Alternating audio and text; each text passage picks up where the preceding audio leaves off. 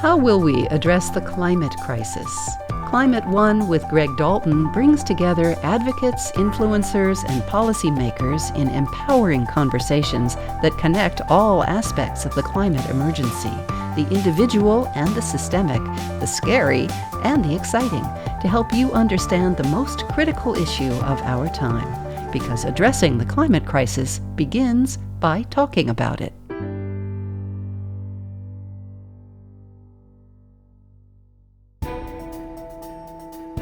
Energy and infrastructure are taking center stage as President Biden's team fans across the country touting his accomplishments. 3 big pieces of legislation have tagged hundreds of billions of dollars for batteries, climate-smart agriculture, and modernizing the electric grid, plus tax incentives for everyday Americans to electrify their homes and cars. Now, ensuring these dollars have real impact is the name of the game. White House National Climate Advisor Ali Zaidi plays a leading role in coordinating the implementation of the biggest investments in clean energy the U.S. has ever made. Join us as we navigate the complicated maze of industrial policy intended to grow the economy and reduce greenhouse gas emissions. Today on Climate One. As a candidate for president, Joe Biden promised no more drilling on federal lands, period. He recently approved the Willow project, an $8 billion plan to pump an estimated 600 million barrels of oil from federal lands on the North Slope of Alaska. The International Energy Agency states that developing such new oil and gas fields will push global heating to dangerous levels and jeopardize net zero goals. So why is President Biden contradicting his campaign pledge and the world's foremost energy authority? I think this is an example of some of the challenges we're going to face as we go through this shift to a fully clean energy economy. What the president said on the campaign, he has worked to follow through on. So day one of his administration, he issued an executive order that placed a pause on all new oil and gas leasing and directed his Interior Department to take a hard look at how that program was getting carried out around the country. Now, this is where life starts to get really complicated. A district court in Louisiana hit pause on the pause. That got challenged in the courts, and it got reversed. So that's the big picture policy. And on this specific project, here's the complexity. We have acreage that was leased, by the way, next to other acreage that's been leased on the North Slope in 1999, right? Before some of the folks in this room were born, before I hit my teens. And in that period of time, the company, the state, a lot of stakeholders in that region have worked to develop that project. During the Trump administration, that project got greenlit. That went up to the courts. The courts said that not adequate amount of environmental review had been done. That got sent back to the Interior Department, and the Interior Department subsequently used that opportunity to scale back a project that had been leased, a project that had been permitted by 40%. Is that a big step forward on climate? Absolutely not, right? And is that a case in point of this inheritance of a legacy of decisions that have been made over the course of decades that we've got to grapple with in the same way we've got to grapple with the challenges that we're going to face in scaling up clean energy? Yes. So I think for folks who look at that decision on the North Slope of Alaska and feel a sense of anger, a sense of deep and profound frustration, that's justified if that's how folks feel, to look at an inherited set of decisions that bind our decision space today and feel that way. The question, I think, that we're presented with is what we do with that anger. Does it sort of cement our feet and make us feel a sense of despair and despondency, or does it encourage us to go further and faster? And I think as an administration, what we do is we take the sort of accumulated effect of the decisions that have been made by the federal government and by the United States over the course of decades, take that whole, and then figure out a way forward that's going to be durable, sustainable, and it's going to bring along all the folks that we need to be as successful as we're going to be. So, I don't want to gloss over how folks feel about the decision. I don't want to pretend like this is part of a straight path trajectory to where we hope to go. But this is part of the complexity of where we find ourselves. And President Biden also announced that there's 16 million acres in Alaska and the Arctic that's sort of set aside. So it seems like you're kind of zigging and zagging, but this is bigger than Willow. The Economist reported that the Bureau of Land Management granted roughly 6,500 permits in Biden's first 2 years versus 6,300 permits in the first 2 years of the previous president. So how does that square with keeping fossil fuels in the ground? Yeah, look, let's just be really clear about the challenge we face and how we actually solve it. And let's be clear about how the law operates, because one of the things the president ran on was to make sure that the rule of law was established, that the laws were followed, that we did things in a way that was consistent with the rules on the books. And where we disagreed with the rules on the book, we would try to change that in the way that he's proposed getting rid of fossil fuel subsidies in every single budget that he's proposed, including the one this past month. One, leases come with specific, essentially contractual rights. And so to look at, how that came to pass, you got to look at the amount of leasing that was done under the previous Companies paid money for those rights. Yeah. They did, and the federal government accepted those. So that's, I think, thing one is let's just be level about how these decisions get sort of baked into the operations of government. The second is, and I think this is really important, to just be very, candid about how we're going to get to where we want to go. For the family that's got a car parked at the end of the driveway tonight, it's probably the car that's going to be parked there tomorrow, right? So they're not switching to EV necessarily tomorrow. And what we know is the most aggressive goals around the world, including California leading the pack, are to get to 100% electric vehicle sales by 2035. That's new vehicle sales. All the other vehicles are going to run for 10 to 15 years. That's how long cars generally tend to stay on the road. That is the legacy of inherited decisions. That's a complexity that we face.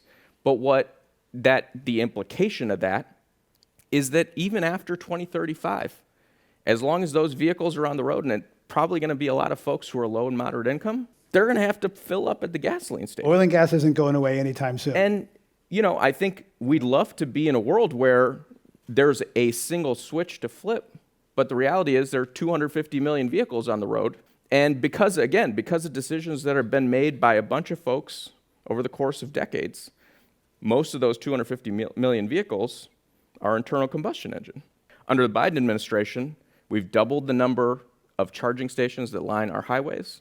We've doubled the number of electric vehicle models that are available to consumers. We've doubled and are on track to quadruple the amount of electric vehicles sold in any given year.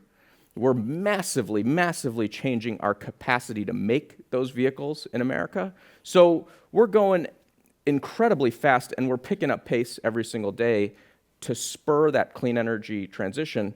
But we got to meet people where they are, and we just got to be honest about the facts of the challenge that we face. Right, and the reality is that the U.S. president doesn't have much impact on global oil prices. We're price takers, not price makers.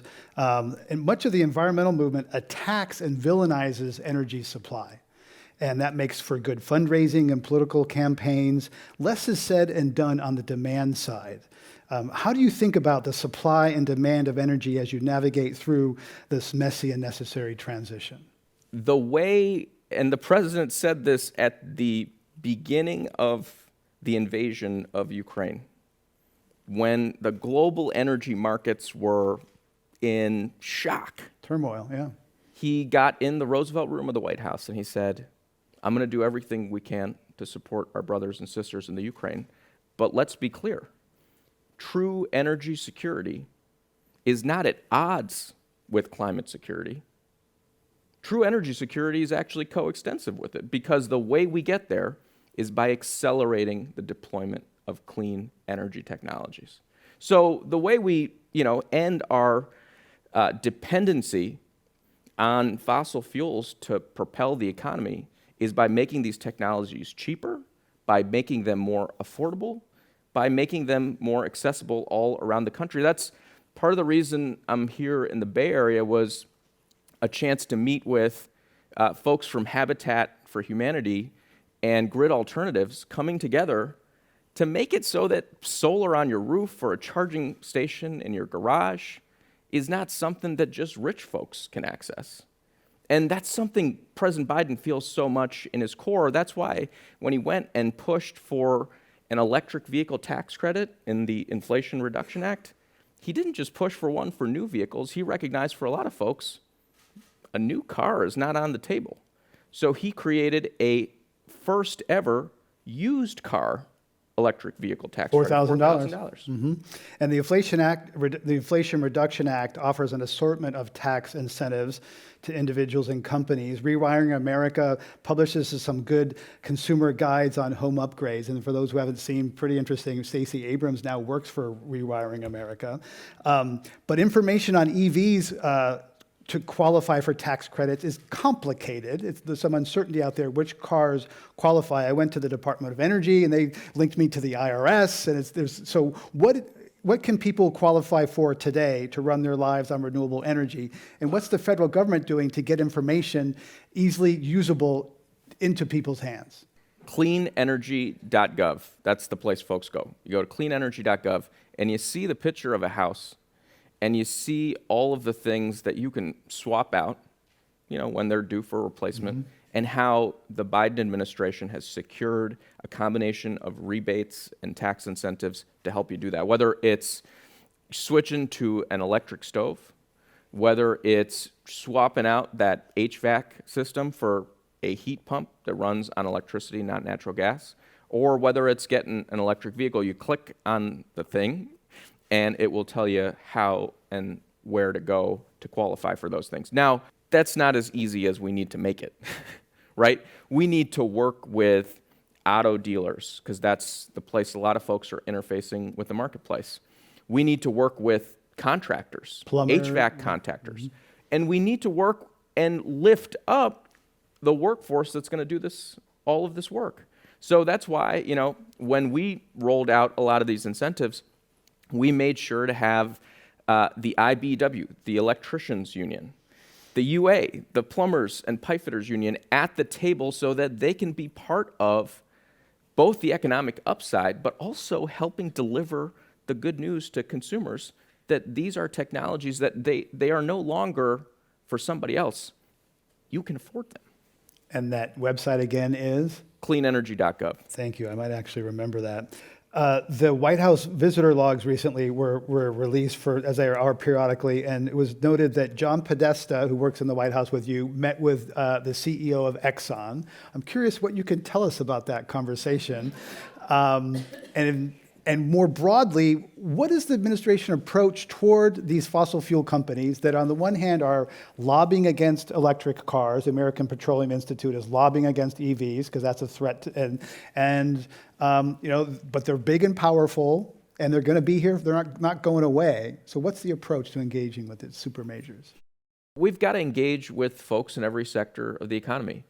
Recently, we had all of the CEOs from steel, cement, and aluminum around a table at the White House. We also, by the way, had the head of the AFL-CIO, the number 2 person from the United Steelworkers. And those guys pollute a lot. They're hard to decarbonize sectors. They pollute a lot, but you know what? The way we're going to change that sector is by having the hard conversation, saying, hey guys, for a really long time, we looked at you and we said you were hard to decarbonize, maybe even impossible to decarbonize. In the Obama administration, when they set the climate goal, it was 85% emissions reductions by 2050. We've set a net zero. They said 85% in the Obama administration, or I guess we said 85% in the Obama administration. That meant there was a big chunk of the economy that was probably just going to sort of keep going the way it was. Well, now things have changed. We got technologies, material science has progressed. We've got hydrogen capture, other technologies that mean we can deliver clean steel, zero carbon, right? I went to a place in Toledo where there was once a brownfield. Now they're producing 50% cleaner steel than would have been imported from China. So we had that hard conversation. And we said, you're on notice, guys, and you have to be part of the solution. There are big chunks of the economy that for a long time have thought either this was not their challenge or maybe they weren't the ones that were called upon in this moment to be part of the solution set. Well, with every sector, every segment of the economy, I think our call to them has been to say, actually, it's on you too. And, you know, we've done this with everybody, including, I remember first few months on the job, we had every single airline CEO. We said, we need like real plans, right? Sustainable aviation fuels is not pie in the sky. It's a real thing that can get pumped into your plane. And so what they said to us was, we need a tax credit because there's some cost that needs to come off. So we went and passed it. Though this transition to a cleaner economy will create 14 million new jobs by 2030, according to the IEA. At the same time, 5 million fossil fuel workers could lose their jobs. 14 minus 5, that's still 9 million net gain of new jobs. But if you're in that 5 million, that's you're talking about potential losers there. So what you've mentioned a little bit, what are you doing specifically for those people, those 5 million people who feel threatened and afraid and they're fighting this transition because they're scared? Folks remember the yellow jackets in France? Sure, the fuel protest. Right, so there was, climate policy that was enacted in France, and then all of a sudden folks came to the streets wearing yellow jackets, being really frustrated. The way I think about this is we're either going to have our workers wearing the hard hats inside the factory making the clean energy solutions, or they're going to be really ticked off. And I think the fundamental transformation in the way we've approached this in the Biden administration, and we benefit from the fact that the clean energy economy has started to really scale, is we don't talk about these green jobs like they're these, jobs on another planet. Because you go talk to folks in the union hall about green jobs, they say, come on, man, I want a real job. And they don't pay union wages. Yeah, and instead, what we've started to do is go and look at the literal work that needs to be done. So the pipe fitters and plumbers that have been building these pipes for decades, well, they're actually front of the line pushing for stronger methane standards because they get to patch those pipes, right? We've got the electrical workers who've been keeping the lights on across the country for as long as we can remember. Those folks are front of the line on electric vehicle chargers because they're the ones that are getting to put the wiring in to make that possible. You got the United Auto Workers who used to make internal combustion engine, and they said, gee, I don't know about this shift. Well, they're at the table helping us transform the industry because we worked really hard to make sure we're growing that supply chain here in the United States. The first joint venture between a battery company and a Detroit auto firm, the Ultium facility in Lordstown, Ohio, it's gone union. So we got to go sector by sector. We got to look at the literal work that we need to do. And it's going to turn out that a lot of these workers with amazing skills who've been holding up and expanding middle-class communities across the country, we need them in the clean energy economy. We just need to be thoughtful about it. And I think with President Biden, that's core to the way he's approached climate. He sees this as part of his blue-collar blueprint for America, the way to restore dignity and respect to workers who busted their tail building this country from the ground up. On Capitol Hill, there's growing chatter about a carbon tariff led by the GOP that would add a fee for imported products based on their carbon content. How do you feel about a carbon tariff? I think that it's really important that we have a level playing field at our shores. We're asking our industry to clean itself up.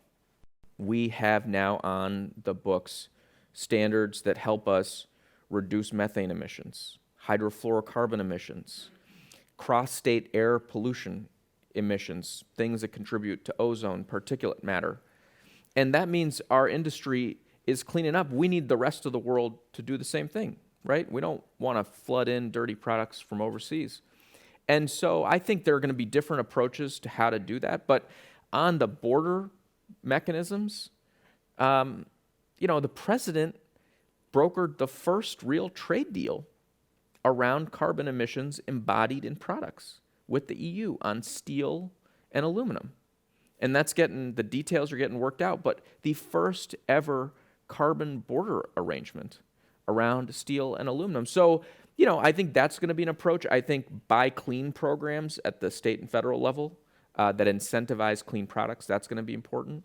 But look, I think we should be in the market for all solutions. In the last Congress, Senators Todd Young, Republican of Indiana, and Brian Schatz, Democrat from Hawaii, introduced the Yes in My Backyard Act, attempting to tackle discriminatory land policies that you mentioned and do away with some regulation that prevents housing projects from moving forward. So how big a priority is this? Is this a live issue? Because most land use decisions are made at the local level. You know that. You worked for New York State. Is there a federal role here for opening up doors to more housing where there's a real crisis nationwide? At the very least, I think it's really important for federal leaders to use the power of the bully pulpit to talk about the incredible economic proposition that we have here and the equity imperative that we have to make sure that we're advancing policy that helps us re-level the playing field in a lot of these communities. We need progress at every level of government, and that means that local officials are going to have to be inventive on zoning policy. They're going to have to be inventive on building codes. That's within the local domain. They're going to have to be inventive on training programs, connecting people with resources to get into this workforce. But, I think for too long, there's been a dereliction of duty in government.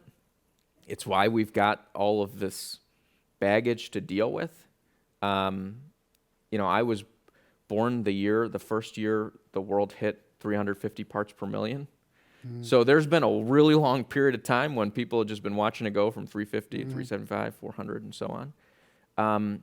And so, I think what we're called on in this moment is to see if we can take action in a way that's decisive, that's bold, that's monumental, that's inclusive, that's equitable, that's sustainable and durable, that's accelerating, and that reframes this from a conversation about doom and despair into a conversation about hope and possibilities. Number one, the combination of the Inflation Reduction Act and the bipartisan infrastructure law represent a gigaton of emissions reduction potential.